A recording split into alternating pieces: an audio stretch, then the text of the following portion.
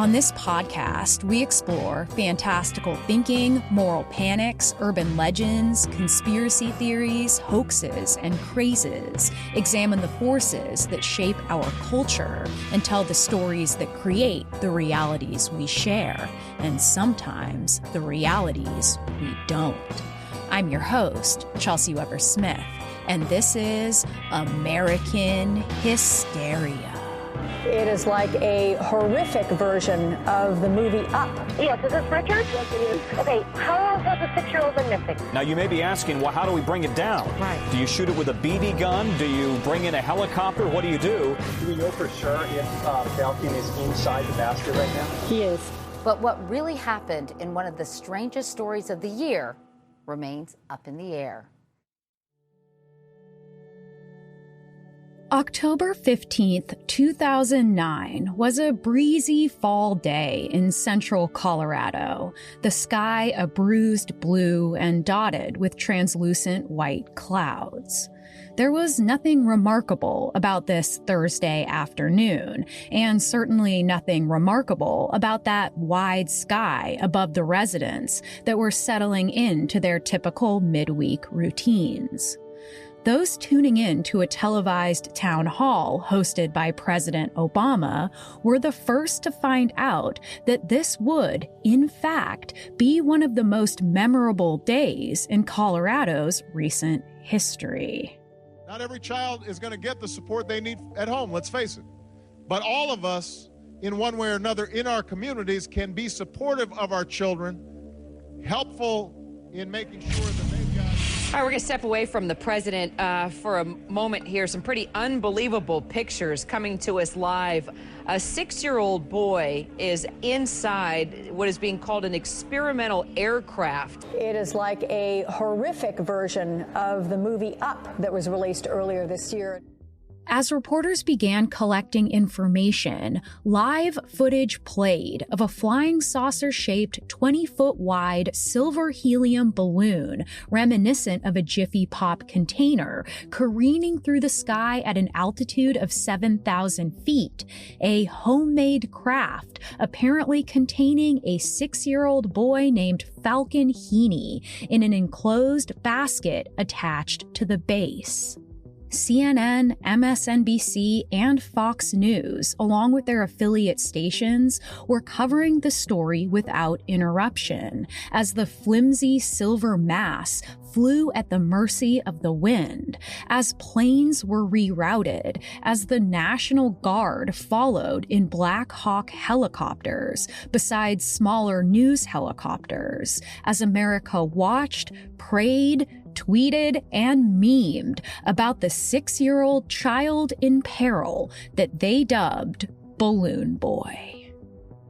Soon, millions were either tuning into the story on TV or following it on social media, and within the hour, 3 Balloon Boy Facebook fan pages and 3 Facebook groups were filling with hundreds of members.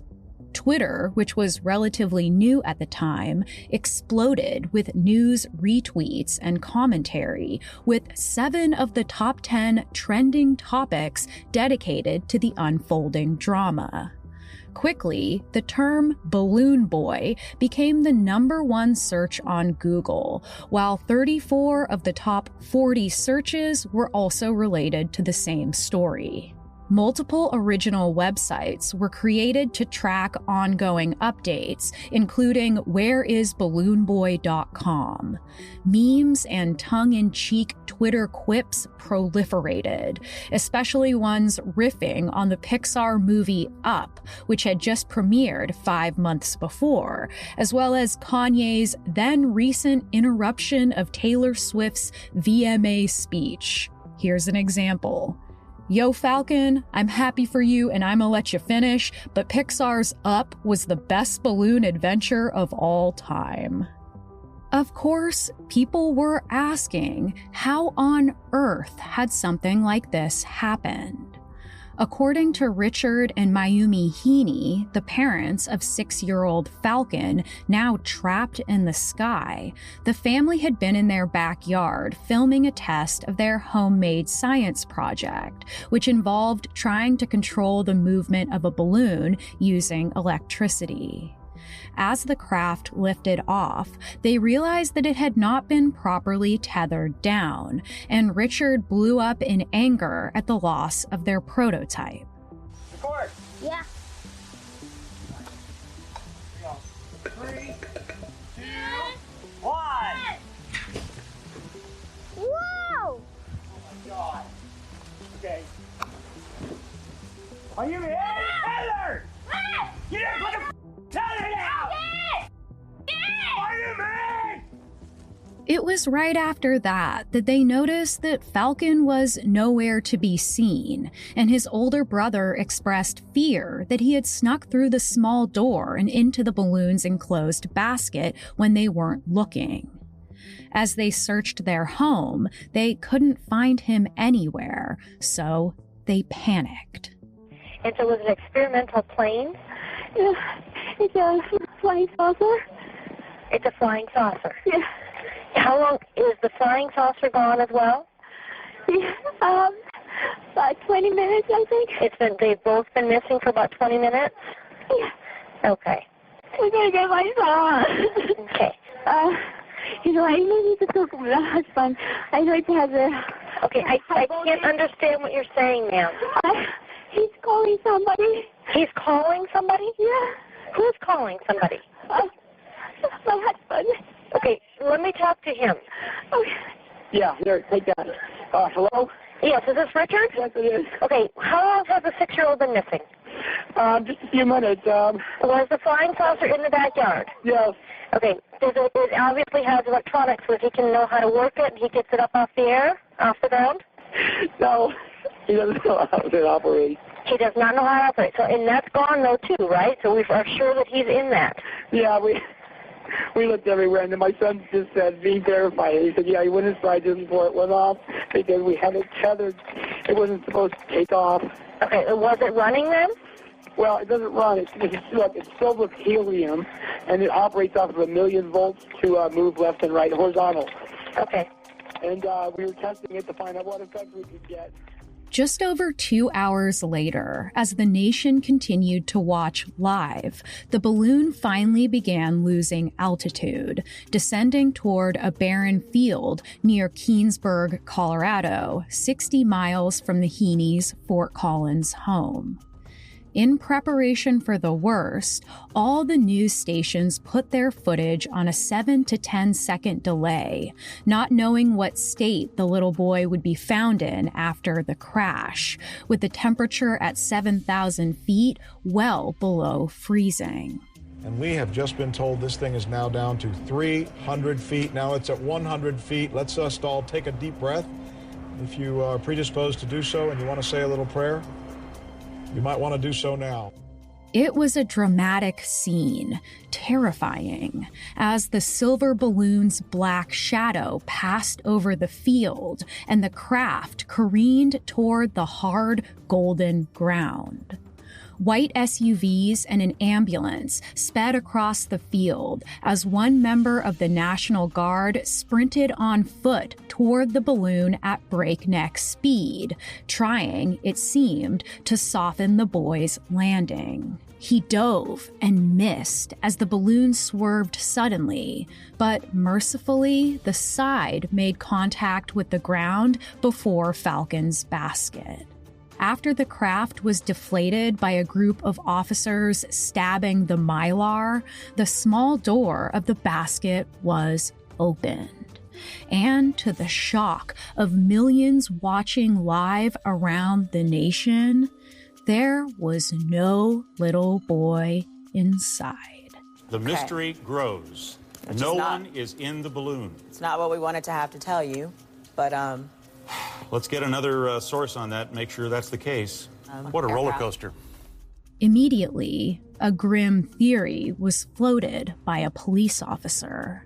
Now, new information we're just learning. One of the sheriff's deputies from Weld County apparently is reportedly telling his or her people, that indeed he actually saw some kind of object fall from that balloon. You can see the hot air balloon up there and something below. There's a dot there, and obviously it's unclear what that could be. It could be anything. In fact, you can't really tell anything here. I wonder. But not long after, right as the police were about to give another update to the press, a miracle occurred in real time.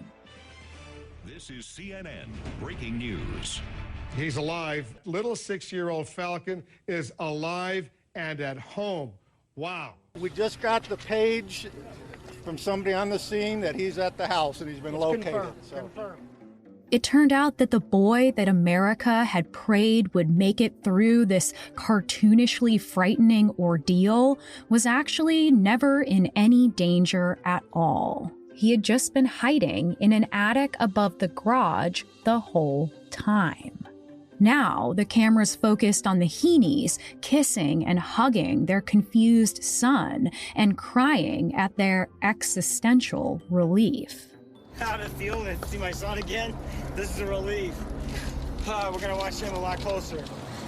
I was in the attic and he scared me because he yelled at me. That's why I went in the attic. I'm really sorry I yelled at him. Yeah. We got him. Scared the heck out of us. After Falcon was found safe, the tweets and memes changed their vibe to something more like this, quote, "Yo, Balloon Boy, I'ma let you finish, but Anne Frank had the best attic hideout spot of all time." In classic meta-internet style, the trending topic Balloon Boy was knocked to second place on Twitter by the words Anne Frank.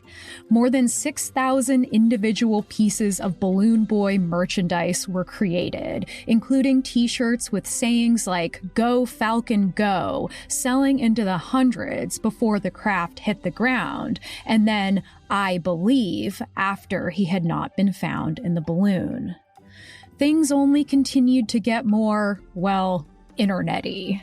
The famous hacker group known as Anonymous ordered a bunch of pizzas to the Heenies' house for some reason and posted screenshots showing a Papa John's delivery vehicle parked beside the news trucks. Later that evening, though, things took a shocking turn as the family appeared on Larry King Live in an interview with Wolf Blitzer.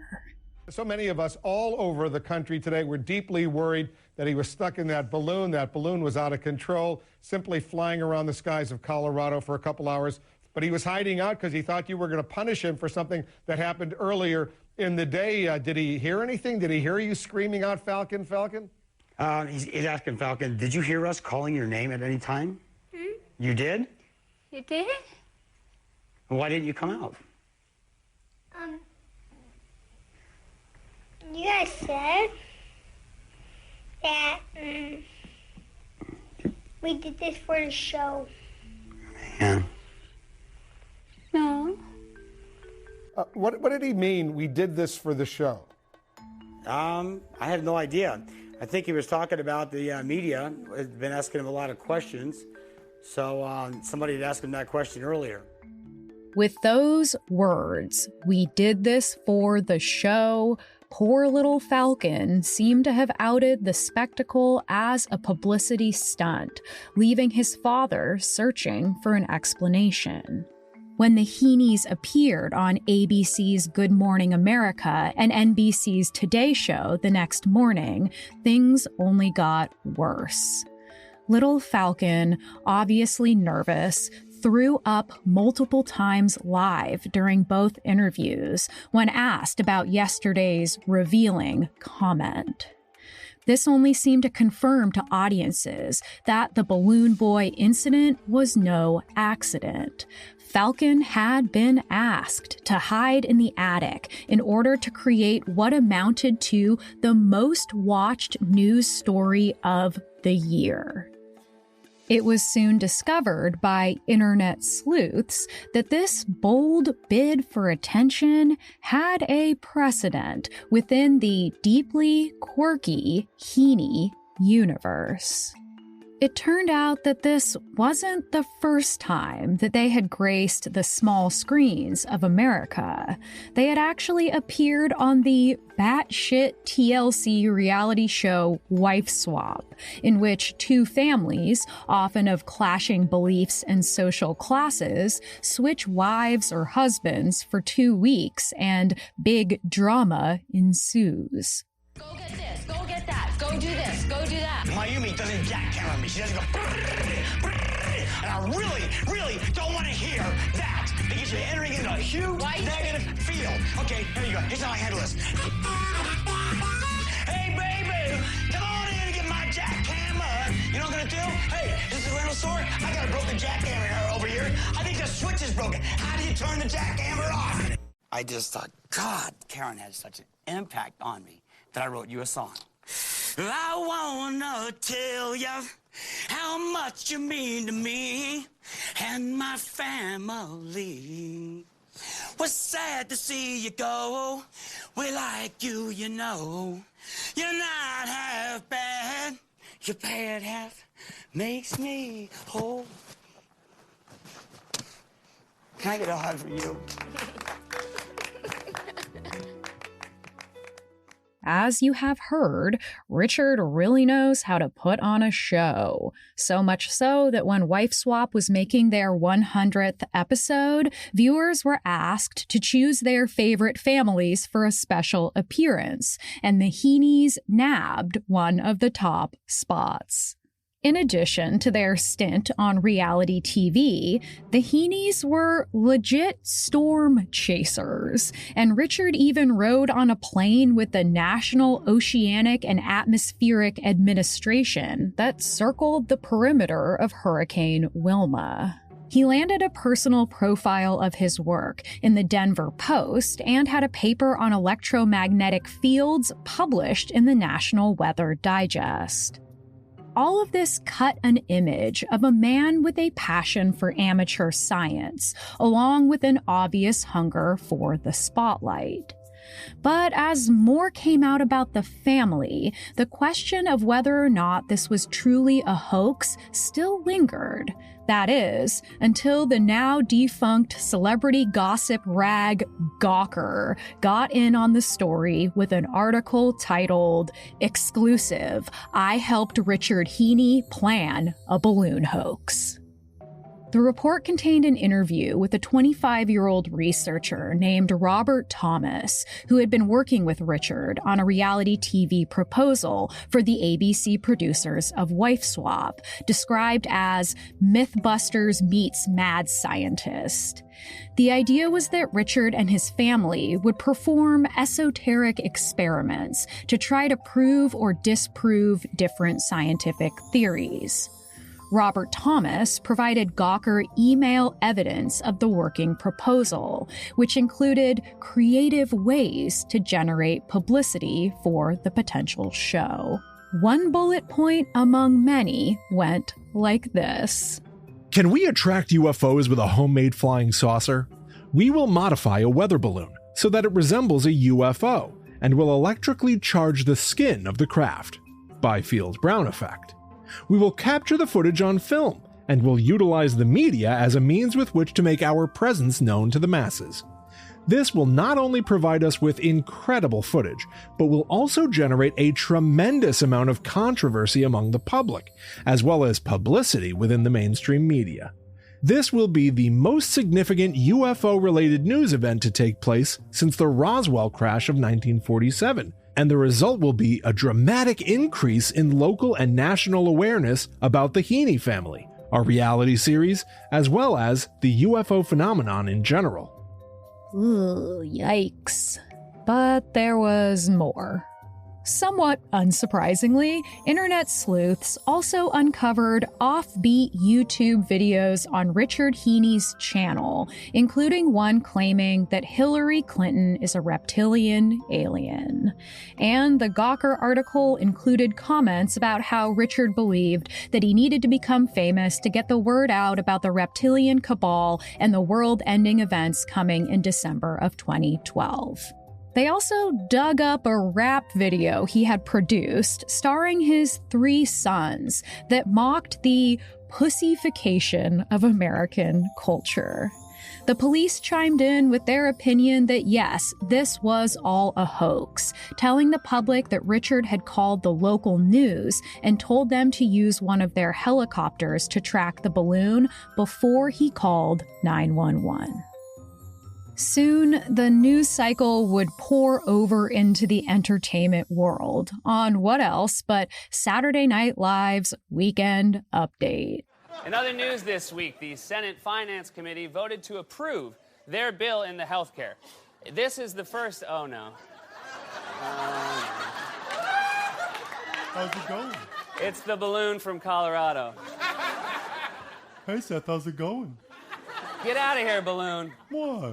Because you're not news. But I was on the news for a whole day. That doesn't make you news, balloon. What if I told you I had a boy inside of me? Do you have a boy inside of you, balloon? No. Oh, it's that. What? It was a hoax. Yeah, we know. The balloon from Colorado, everybody. Eventually, Mayumi would allegedly confess to police that the family created the hoax as a publicity stunt, and ultimately, both she and Richard would be charged in Larimer County, both opting to plead guilty for lesser sentences.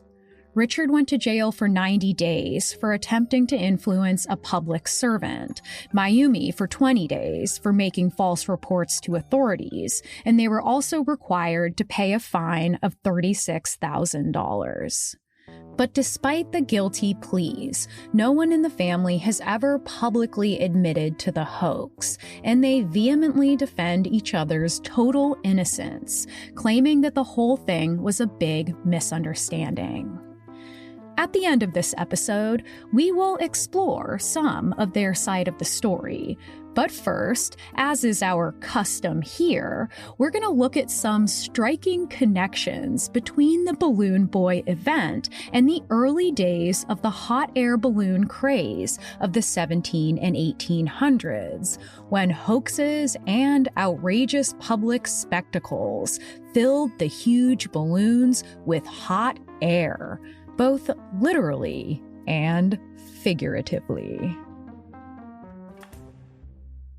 More after this.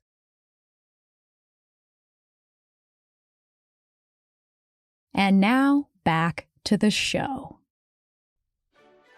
In the late 1700s, more than 100 years before the first airplane flight undertaken by the Wright brothers, the hottest fad around was big-ass fucking balloons and the potential to float human beings into the sky so they could see our world for the first time from above, so they could learn about the atmosphere and perhaps even get closer to the divine.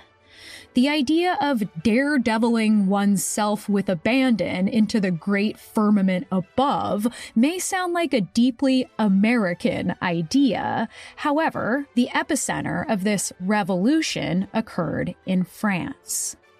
The very first small balloons in Western culture were created by successful paper manufacturers Joseph Michel and Jacques-Étienne Montgolfier, better known as the Montgolfier brothers, who started experimenting with heated air that had allowed Chinese paper lanterns to rise for 2,000 years.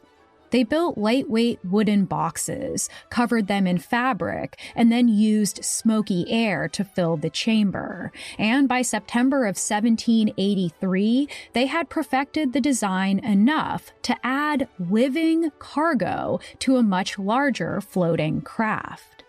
But before they were willing to risk a human life, they did what we have apparently been doing for centuries. They tested on animals.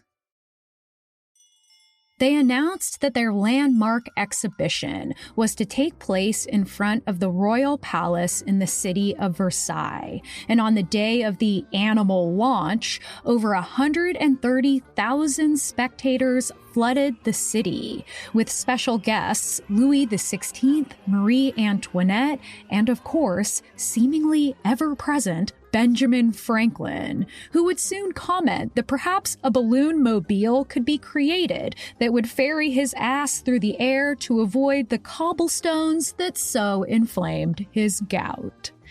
Anyway, the first to enter the basket attached to the balloon was a sheep, which was supposed to be a creature that possessed similar physiology to that of a person. Then followed a duck, because it was used to flying at high altitudes, and then a cockerel, or rooster, the nearly flightless creature that they believed could act as a control to the duck, and happened to be a national symbol of France. A cannon sounded as the animals were locked under the 110-foot, 500-pound blue and gold balloon. Using a fire fueled by wool and damp straw, they filled the fabric with smoky hot air, and then, at the bang of another cannon shot, they let go of the tether.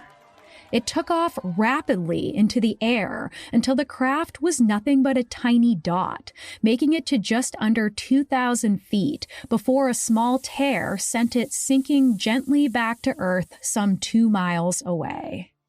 The animals, heralded by the massive crowds as heroes of the air, were wonderfully unharmed, save a bruised rooster who had gotten a swift kick from the sheep at some point during the flight. As a reward, the animals would become honored members of the King's Menagerie, which I do hope was a good thing. With the animals' proof of life established, the Montgolfier brothers started floating up natural philosophers, as scientists were then called, to great success. And all across Europe, countries began their own experiments and their own spectacles. Balloon-o-mania had officially hit the Western world. As soon as word of the French ballooning revolution reached the shores of the great United States, our typical competitive spirit was ignited. Wasting absolutely no time, it took Americans just a single month to launch their own first citizen into the sky, a Philadelphia carpenter named James Wilcox, who was sponsored by prominent members of the American Philosophical Society. Newspaper articles described the sloppy but important landmark event. The crowd was excited and shouted as they saw Mr. Wilcox in the cage surrounded by 47 balloons fastened to it with astonishing coolness, nodding his head to express satisfaction and composure. He was unable to raise higher than 97 feet, according to measures taken by 2 gentlemen of the Philosophical Academy. He was at least 5 minutes in the air when, noticing that the wind was blowing him toward the Schuylkill River, he became frightened and, as instructed, used a knife to puncture 3 of the balloons. This was not sufficient, though we saw him descend a little. He pierced 3 more, and seeing the machine was still not descending, his fear increased. He quickly slashed 5 more, unfortunately, all on the same side. He then seemed to swing around and fell on a fence at the edge of a ditch. Dr. Jarvis ran up and found the poor man had sprained his wrist, but was otherwise uninjured. He was taken care of, the machine repaired, and it is hoped it will be more successful. A spirited go by a spirited nation on the cutting edge of new technology. But there was only one problem with this story. Can you guess what it was?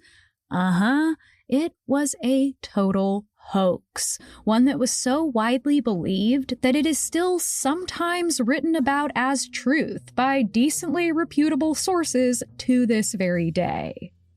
It was only in the early 1900s that a scholar took the time to investigate the story, finding not a shred of evidence that the launch or the people involved in the launch ever existed at all.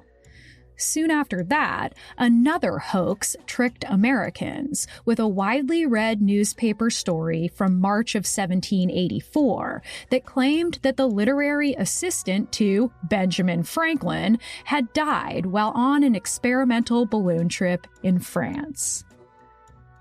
The real first flight in America came 10 years later in January of 1793, when a Frenchman turned aeronautic celebrity named Jean-Pierre Blanchard came to the East Coast after sailing in several balloons over the English Channel. After hearing of this successful Frenchman that was praised by George Washington and tens of thousands of spectators, a group of highly educated, well-heeled natural philosophers requested public crowdfunding support for their own untethered American mission into the sky. But almost immediately, they heard news of another deeply unqualified rando trying to do the same thing, somehow surpassing the famed natural philosophers in funding. Peter Carness, an eclectic part-time showman from Bladensburg, Maryland, had lived a somewhat nomadic life, moving from place to place trying to find economic stability as a carpenter, planter, and barkeeper, all while trying out different ways to get the fame he believed he deserved. As he tinkered away at his huge balloon, about which he knew virtually nothing, he had notices printed in the papers about his exploits, asking for financial support and selling tickets to see the first American fly. As these aeronauts usually did, Peter first attempted to launch his haphazard balloon with a tether, an experiment that thousands of spectators came to see, but the whole thing didn't go quite as he had hoped. When he tried to take off in the balloon, he realized his 234-pound frame was too heavy. But luckily, a brave 13-year-old young man named Edward Warren literally stepped forward and volunteered to take his place. After soaring to a height of 200 feet, Peter lowered him back down by the tether to a chorus of cheers. And in a way, I suppose, America had its first official balloon boy. But Peter refused not to be the guy in the sky, so he revamped his craft and promised a completely untethered flight starring him. Trying to drum up even more excitement and even more cash, he put out an oddly aggressive notice in the regional newspapers, which told readers that a large field with a high fence was to be marked out and guarded on every side with firearms. The sentinels, being interested in the exhibition, will be justified in taking the life of any person who attempts to force his way into the field otherwise than through the gate of admission. Should any persons, notwithstanding the guards, steal into the field, suits will be immediately brought against them for the sum of £10. On July 17th, 1794, at least tens of thousands of spectators gathered both in the prison yard and outside the fence to catch a glimpse of American history. Peter's balloon was sloppy, amateur, and badly built. It had a diameter of 35 feet and used hot air from a furnace attached to the craft that weighed 150 pounds. When everything was ready and the fire was lit, the balloon began to inflate to its full size as the crowd grew more and more excited. Peter then stepped into the basket, stared out at the legion of adoring fans, and ordered that the tethers be cut. Cut the tethers! A gust sent the balloon up just 12 feet, and then it barreled sideways toward the wall of the prison, barely nicking the top as it passed over. Then it shot up like a rocket toward the sky, the influx of air fanning the flames inside the furnace, which in turn sent it up even faster and higher.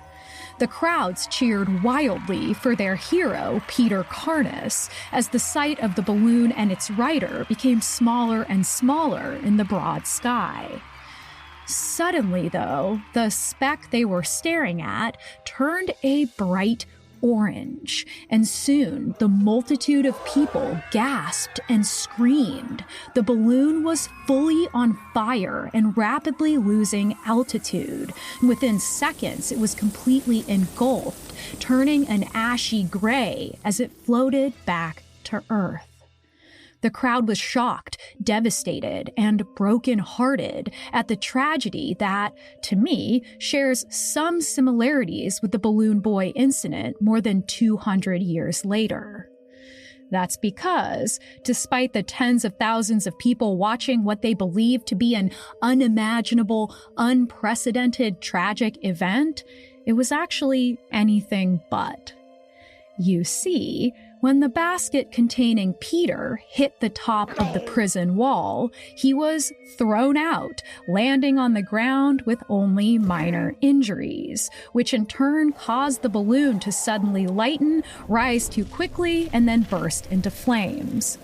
But many of the people present, especially the massive unpaying crowd gathered outside the walls, did not see Peter fall out. And because of this, it was commonly believed that the first American balloonist had died in a Challenger-like explosion in the sky.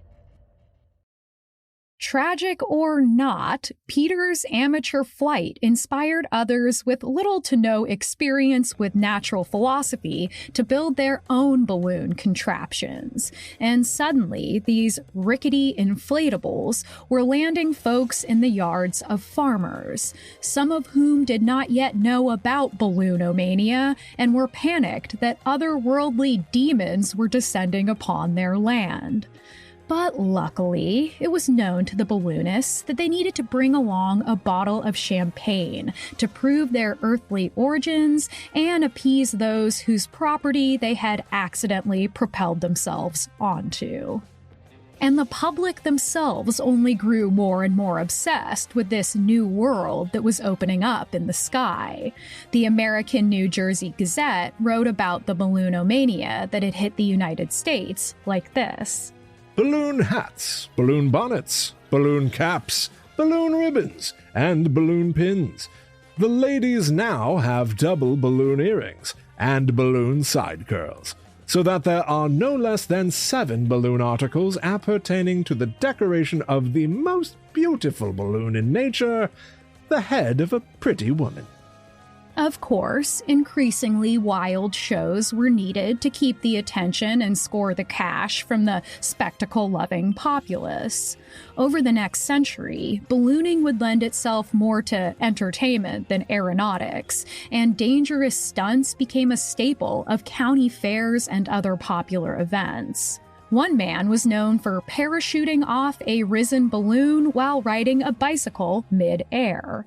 One daring woman attached her horse to a balloon and rode, side saddle of course, into the air. Another man tossed his dog out of a basket with its own mini parachute, and yes, he made it to the ground okay. Yet another man attached a cannon to his balloon and loaded his body inside, shooting himself out when he reached the desired altitude and fluttered back to Earth wearing a parachute. More after this. And now, back to the show.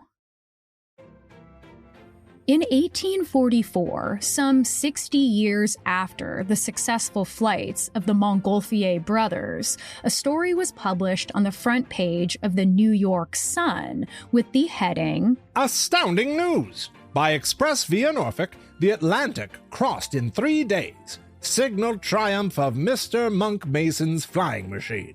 By the way, they used 3 exclamation marks at the end there, which I do think we need to bring back in our modern headlines.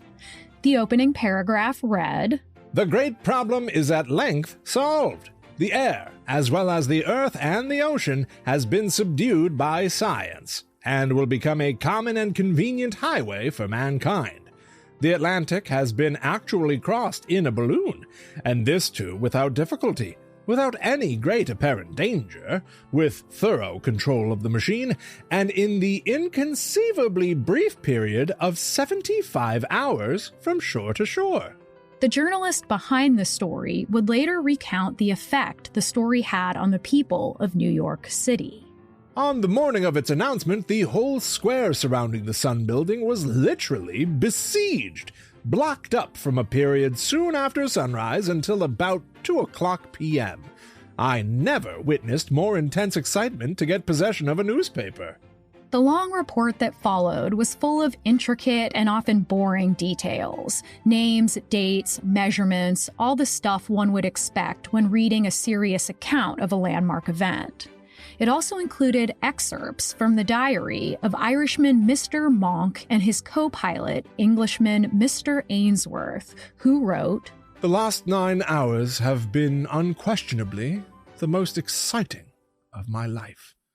I can conceive nothing more sublimating than the strange peril and novelty of an adventure such as this. The immense, flaming ocean writhes and is tortured uncomplainingly. The mountainous surges suggest the idea of innumerable dumb, gigantic fiends struggling in impotent agony. In a night such as this, to me, a man lives a whole century of ordinary life. Nor would I forego this rapturous delight for that of a whole century of ordinary existence." Damn, girl, that's some good writing. Like, suspiciously good. Like the kind of writing that would come not from a journalist, but perhaps, I don't know, some kind of poet? That's right. One of the biggest stories of the year was nothing but a well-executed hoax by none other than Gothic Daddy Edgar Allan Poe, who had recently moved to the Big Apple in hopes of trading his literary career for a spot in the city's journalism scene. He submitted the balloon story to the Sun, which either took it hook, line, and sinker, or perhaps suspended a little disbelief in order to reap the rewards of such a sensational tale. Several other newspapers in the Northeast went on to publish information about this Atlantic balloon crossing themselves, but when it was discovered that no other information was coming from the aeronauts, and when other papers began stating their suspicions of a hoax, the New York Sun was forced to print a retraction just 2 days after the news broke.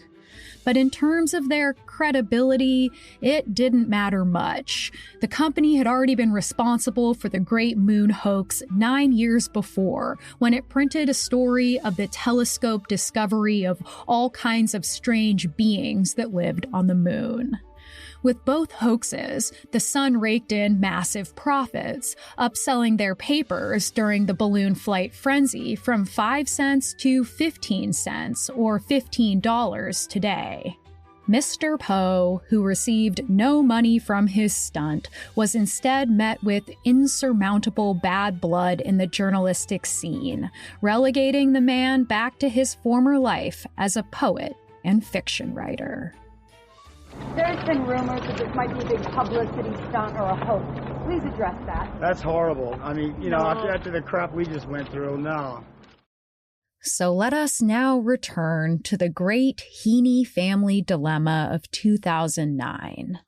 Though it is widely accepted that the Balloon Boy incident was one big elaborate hoax, I would be remiss not to explore some of the other side, the side of the Heaney family themselves, who to this day have fervently maintained their innocence, so much so that the Heaney Boys, a heavy metal band composed of the three brothers, put out a song in 2014 called Balloon Boy No Hoax. Richard has presented evidence that counters some of what was claimed during the trial. According to him, the family was railroaded by authorities for their own political gain, considering it was one of the most high-profile incidents in recent memory. Richard has shown video evidence of an interview Falcon had with a child psychologist, who, under the direction of investigators, asked him about the incident. He told her casually that he had hid in the garage attic because his dad had yelled at him for playing in the flying saucer, which lines up with the video evidence presented by Richard. Richard explained that Mayumi's confession to police was taken without a Japanese translator or lawyer present, and in the footage of said confession, you can see that she is struggling with the questions, and maybe even with the meaning of the word hoax itself. Under the alleged threat of deportation for Mayumi, they agreed to plead guilty to keep her in the country and with the children. There is plenty more out there, and as I'm sure Richard would say, you can do your own research. Could it be that some middle ground exists? According to Robert Sanchez of Denver's 5280 magazine, who gained access to the case files in 2019, Mayumi told police in handwritten notes that there had been a plan that was supposed to play out on a much smaller scale.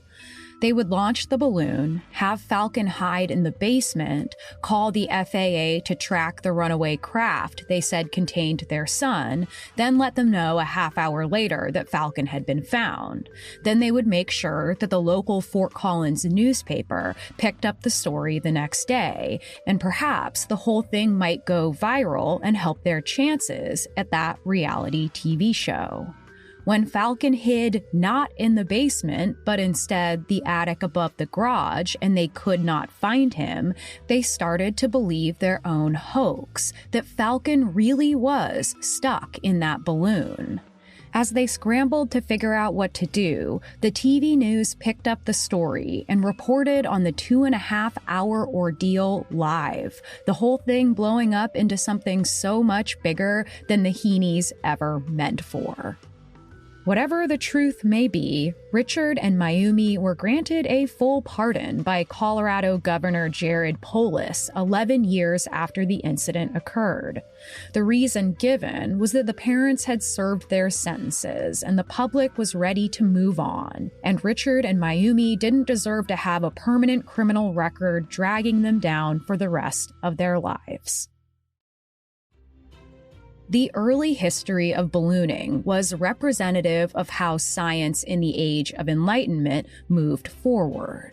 Spectacle and showmanship brought out the masses, and with the masses came the money, and with the money came the ability to carry out more experiments. This meant that the public played a huge role in how science moved forward, paying the most attention to the men who put on the best show, rather than those who studiously worked on equations out of the public eye. In a letter to his great-uncle Benjamin Franklin during the early days of the ballooning craze, diplomat Jonathan Williams Jr. remarked, "I think it very much to be regretted that this pursuit has been undertaken by so many ignorant adventurers. It seems to have shut the door against men of science, for balloons and aerial travelers are now on a footing with rare shows and rope dancers." If Richard's goal was indeed to launch his amateur scientific research and himself into the public eye, he's been in good company with those in the early history of ballooning. And if indeed there was a big old hoax involved, he's in good company as well. Many in the public felt betrayed that they wasted their prayers on a hoax, angry that the parents had used their young child for fame. Others couldn't possibly take seriously anyone involved in such a ridiculous stunt in the name of reality TV. As we heard, a ballooning hoax also blew up in the face of Edgar Allan Poe, who believed a stunt could get him the journalistic notoriety he wanted, but instead he was shunned by the peers he hoped to work beside. Both incidents were the nail in the coffin for their dreams, and as usual, the only winners were those in the print and TV media that achieved record ratings while making a ton of money from the questionable spectacles they happily facilitated. When it comes to that balloonomania that possessed Europe and America, scholars have written about how the massive crowds of tens of thousands, sometimes hundreds of thousands, that showed up to witness these fantastical new inventions represented the beginning of a new kind of mass popular culture.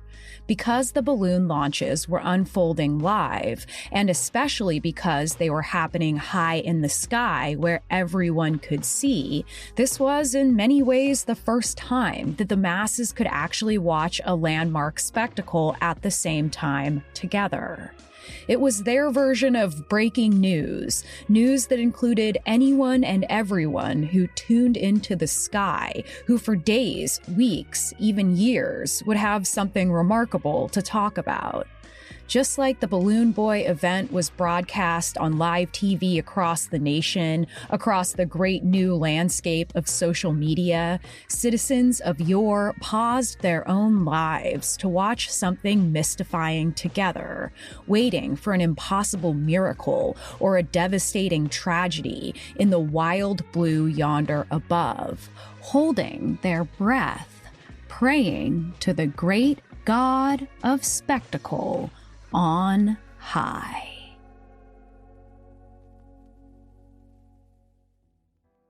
This was American Hysteria. If you want to support our show, make sure we can keep making it and get bonus content and ad-free episodes. You can go to patreon.com/American Hysteria or subscribe on Apple Plus. You'll get access to my other show that I do with our producer Miranda called Hysteria Home Companion, where we tell you stories related to the topics that we're covering and stories we just know that you'll love.